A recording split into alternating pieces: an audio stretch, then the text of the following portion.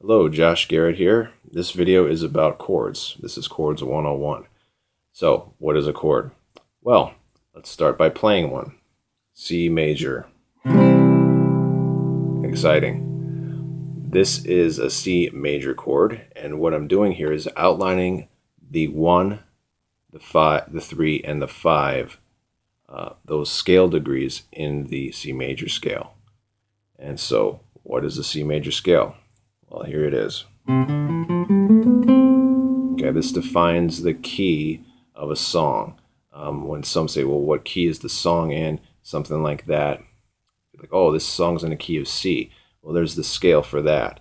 And it's important that every musician who's accompanying, who plays an instrument in a song and has to work with others, it's important that they understand this stuff. It's bare bones stuff, so they have a better idea of what they're doing harmonically, and it's not a mystery to them. And they're not just relying on their memory of how their hands go like this. Oh, if I make my spider hand up here past this fifth metal thing, then I'm playing A major. No, it doesn't work like that.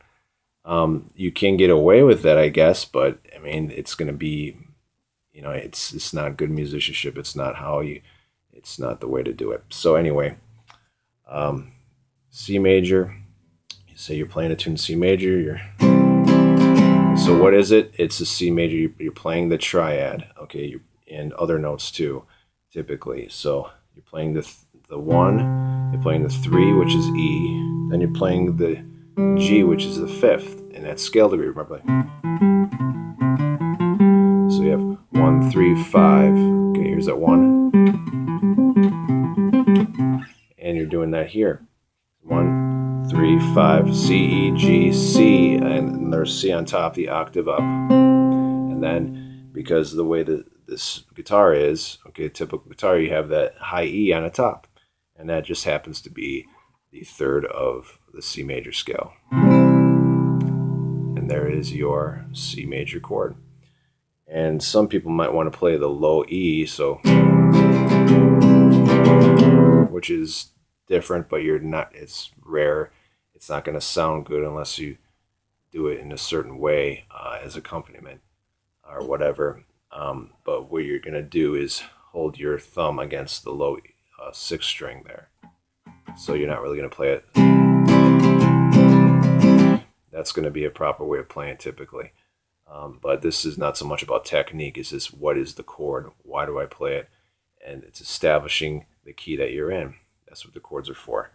Okay, and so let's just do a 1-4-5 pattern in a song. A typical song's going to have a 1 chord, then a 4 chord, and a 5 chord. Well, what was that?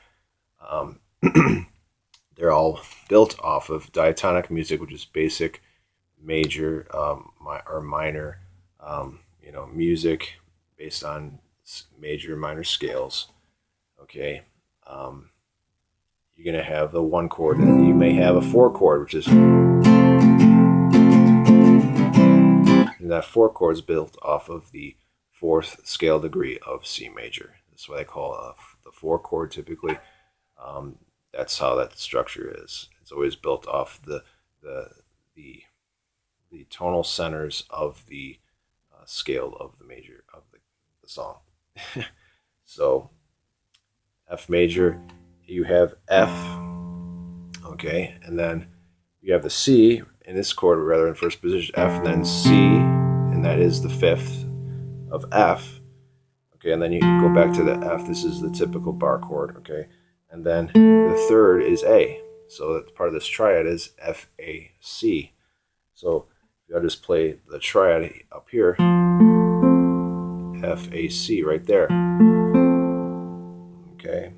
And so the 5th of this is obviously the tonic of the key of the song, which is C. So you can use it.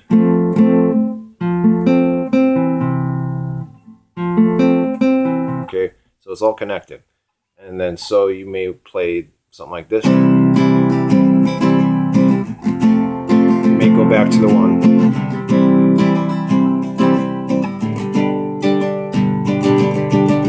So what was that? Well, that wasn't just the end of the phrase, oh, I just remember how my fingers go. But no, thinking about it, that is the 5 chord. Okay, that is built off the 5th scale degree of C major. So again, this is bare bones stuff. If we don't remember these things, if we don't practice them, it's we're gonna be lost, and we're just gonna be like, oh yeah, where did my fingers go for that? What was that again? And try to go by some audio memory instead of knowing and getting used to how the chord progressions sound. So then it's becomes second nature. It's like, oh yeah, you're playing the 4th, and you can, it just take it from there, and then it can turn into you being able to play through maybe some complicated minor jazz blues progression, and that takes some work. It definitely takes a bit of work to jump into something like that and sound good. So it can be as simple as you want it to be. It could be as complicated as you want it to be, but agreed upon by the pros out there, all musicians, that you have to know. Basically, if you're going to be accompanying someone in modern music like this with a guitar, you should know what a 1 chord is, a 4 chord, and a 5 chord. Understand that basic kind of chord progression. So the G major scale is the triad of that is G, B, and D.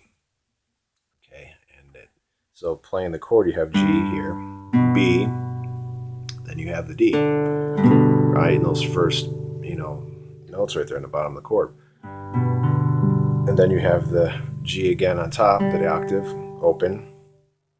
What I like to do is fret the D instead of having it open like that. I just don't like that because sometimes B strings have a tuning thing, and the airiness, it sounds a little kiddish. It sounds a little silly sometimes to me. So I like to always fret my D, and it has a little more focused sound to it. And then you have the G on top. So that's outlining, but it's pretty basic stuff. So it's very triadic. That's what establishes these things. And a lot of people don't know what these are, but that's what you're doing. So C, E, G, F, A, C, back to C, G, G, B, D. So that's Chords 101. I hope you learned something from that.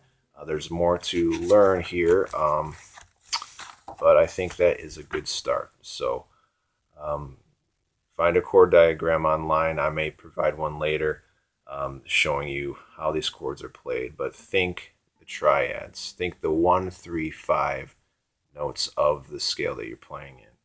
Okay, C major, C, E, G. Okay, then you go to the 4 chord, F, A, C. That's the 1, 3, 5. Just counting up through that, through the next letters in the alphabet, ranging from A to G. It's pretty basic. And then G, G, B, D. That's 1, 3, 5. Think about that, and it's going to remove the mystery. So I hope this helps. Thank you. God bless you. Bye.